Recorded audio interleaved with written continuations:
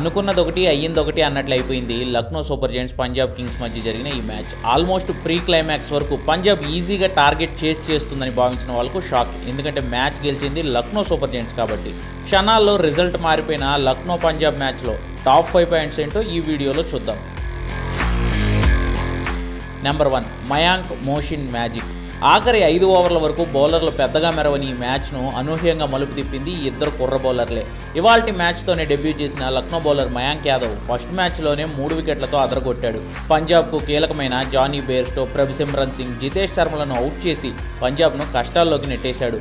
మరోవైపు మోషిన్ ఖాన్ కూడా విరుచుకుపడ్డాడు. ఇన్నింగ్స్ 17వ ఓవర్లో వరుస బంతుల్లో ధవన్, శామ్ కరణ్లను అవుట్ చేసి ఈజీగా గెలిచేస్తుందనుకున్న పంజాబ్కు 21 పరుగుల తేడాతో ఓటమిని గిఫ్ట్ ఇచ్చాడు. లియామ్ లివింగ్స్టన్ లాంటి హిట్టర్ క్రీజులో ఉన్న చివర్లో భారీ హిట్టింగ్ చేసిన ఓటమి అంతరం తగ్గించాడే తప్ప గెలిపించలేని పరిస్థితిని ఇద్దరు కుర్ర బౌలర్లు కలిసి కల్పించారు. Number 2 bad luck Gabbar. వాస్తవానికి 200 పరుగుల టార్గెట్ను అటాకింగ్ మోడ్లోనే ఆరంభించాడు కెప్టెన్ శిఖర్ ధవన్. బేర్స్టో తోడుగా లక్నో బౌలర్లపై దూకుడుగా ఆడుతూ 50 బంతుల్లో 7 ఫోర్లు 3 సిక్సర్లతో 70 పరుగులు చేసి పంజాబ్ను గెలుపు దిశగా నడిపించాడు. Number 3 mighty Bairstow. పంజాబ్ చేజింగ్లో స్ట్రాంగ్గా కనబడడానికి మరో రీజన్ బేర్స్టో. ధవన్కు స్ట్రైక్ రొటేట్ చేస్తూనే పార్ట్నర్షిప్ బిల్డ్ చేయడంతో పాటు భారీ షాట్లకు దిగాడు. 29 బంతుల్లో 3 ఫోర్లు 3 సిక్స్లతో 42 పరుగులు చేసి అవుట్ అయిన మొదటి వికెట్కు 11 ఓవర్లలో 102 పరుగులు చేయడం పంజాబ్ చాలా ఈజీగా టార్గెట్ చేస్తుందేమో అనిపించేలా చేసింది. కానీ బ్యాడ్ లక్, ఓడిపోయింది. నెంబర్ 4 డికాక్ దూకుడు. ఇక లక్నో బ్యాటింగ్లో 45 పరుగులకే కేఎల్ రాహుల్, దేవదత్ పడిక్కల్ అయిపోయినా ధైర్యంగా నిలబడింది అంటే కారణం Quinton de Kock.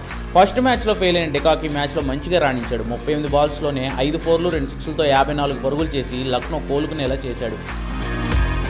Number 5 Pooran Pandya show. De Kock బాగానే ఆడిన ఎల్ఎస్జీ మ్యాచ్లో ఊహించిన దానికంటే ఎక్కువ స్కోర్ చేయడానికి కారణం captain Nicholas Pooran and allrounder Krunal Pandya. Pooran 21 బాల్స్లో 3 ఫోర్లు 3 సిక్స్లు బాది 42 పరుగులు చేస్తే కృణాల్ పాండ్యా 22 బాల్స్లోనే 4 ఫోర్లు 2 సిక్స్లతో 43 పరుగులు చేయడంతో లక్నో సూపర్ జెయింట్స్ 199 పరుగులు చేసి పంజాబ్కు సరిగ్గా 200 టార్గెట్ ఇవ్వగలిగింది.